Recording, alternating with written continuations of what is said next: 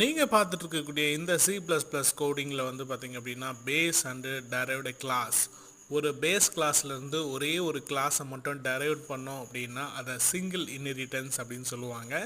So okay, இந்த வீடியோவில் வந்து பார்த்தீங்க அப்படின்னா பேஸ் கிளாஸில் பிரிண்ட் அப்படின்னு ஒரு ஃபங்க்ஷன் யூஸ் பண்ணியிருக்கோம். அதே மாதிரி டெரைவ்டு கிளாஸில் பிரிண்ட் அப்படின்னு சொல்லிட்டு சேம் ஃபங்க்ஷனை வந்து நம்ம யூஸ் பண்ணியிருக்கோம். ஓகே, இப்போ மெயின் ஃபங்க்ஷனுக்குள்ளே வந்து பார்த்திங்கன்னா டெரைவ்டு கிளாஸ்க்கான ஒரு ஆப்ஜெக்டும் பேஸ் கிளாஸ்க்கான ஒரு ஆப்ஜெக்டும் நான் க்ரியேட் பண்ணிவிட்டு அந்த ஃபங்க்ஷனை நான் கால் பண்ணும்போது கிளாஸஸை வந்து நான் கால் பண்ணும்போது நமக்கு வந்து பார்த்திங்க அப்படின்னா டெரைவ்டு கிளாஸில் இருக்கக்கூடிய ஃப்ரண்ட் ஃபங்க்ஷனும் பேஸ் கிளாஸில் இருக்கக்கூடிய ஃப்ரண்ட் ஃபங்க்ஷனும் ஒர்க் ஆகுங்க. இது வந்து பார்த்திங்கன்னா ரெண்டுமே இண்டிபெண்டன்ஸ். ஒன்று வந்து பார்த்திங்க அப்படின்னா எந்த ஒரு ப்ராப்ளமும் வராது, ரெண்டு ஃபங்க்ஷனுமே நமக்கு ஒர்க் ஆகும்.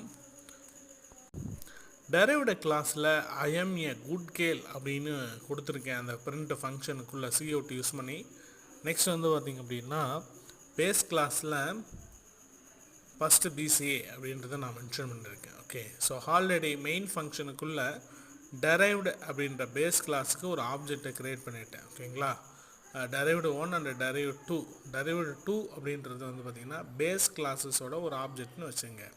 அப்போது இந்த ஆப்ஜெக்டை நான் கால் பண்ணேன் derived two dot base print அப்படின்ற ஃபங்க்ஷன் மூலிமா நான் கால் பண்ணுறேன்.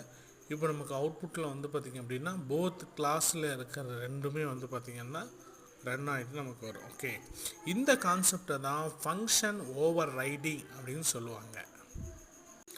சிம்பிளாக வந்து பார்த்திங்கன்னா போத் கிளாஸ்லேயும் ஒரு ஃபங்க்ஷன் இருக்கணும், அந்த ரெண்டு ஃபங்க்ஷனுமே வந்து பார்த்திங்கன்னா ஒரே ஃபங்க்ஷனாக இருக்கணும். ஸோ இதை தான் ஃபங்க்ஷன் ஓவர் ரைடிங்.